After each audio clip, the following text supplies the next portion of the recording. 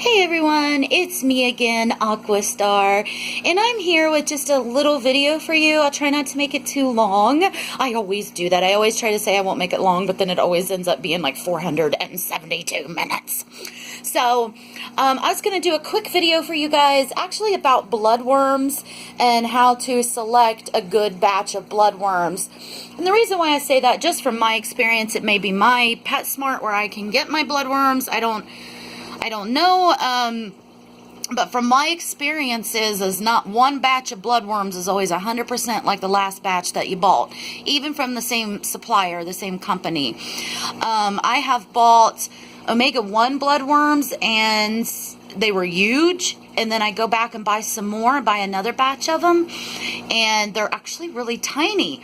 So this goes to show that every batch that you get won't be exactly the same. And I wanted to assist you guys when you're at the pet store, when you're at the supplier, picking you out some bloodworms. I don't know about other kind of worms and stuff. I really just know about bloodworms.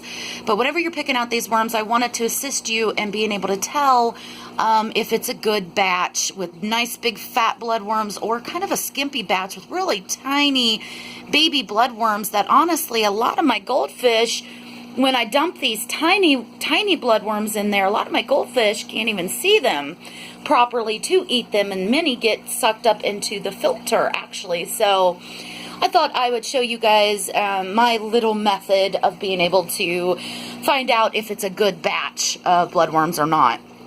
And so what you do is in the package of bloodworms, this is usually facing out forward where you can see the bloodworms, which is nice. That's actually really nice because of this, because sometimes you get a batch where they're so skimpy, you're like, oh my god, I just paid like $6 for this batch of bloodworms for my fish. Like, what the hell?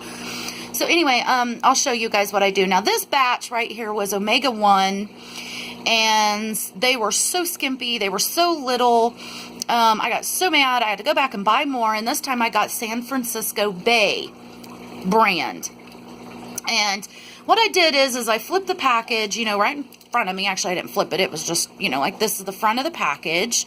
Be like this. And all you need to do really is just kind of go like this. You know, wipe some of that ice and that stuff off so you can see good. And really look, okay? And you guys can use my video for reference. This is a nice batch of worms right here by San Francisco Bay. As you can see, they're rather large. They're plump worms. I don't know if you guys can really tell. Hopefully when I show you the other batch, you'll be able to tell the difference. But this gives you guys a good look what some fat, plump bloodworms should look like in the package. You can see some of their bodies strung across, nice and fat. Now, here's the skimpy ones. And hopefully this video will show it for you guys. I want you guys to really take your time, really look down in there.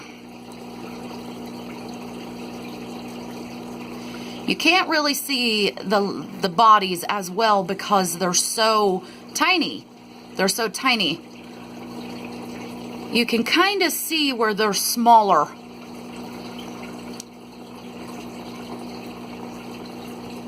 You can see the lines in the fish, or in the worms, are much bigger over here. The worms are bigger in general than these. I just wanted to kind of, let's get that.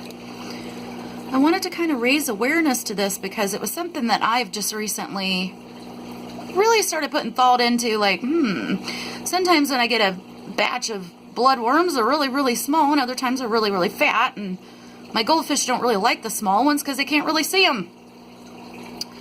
So, yeah, I just wanted to, let me make sure that gets,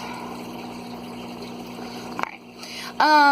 Yeah, so I wanted to do a video about this to kind of assist you guys. I don't know if you can really tell, but these are much smaller bloodworms. And if you're feeding, and these would be good for betas.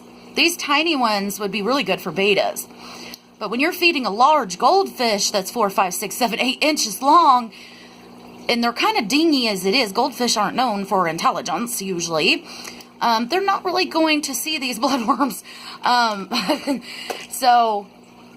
these are nice and big.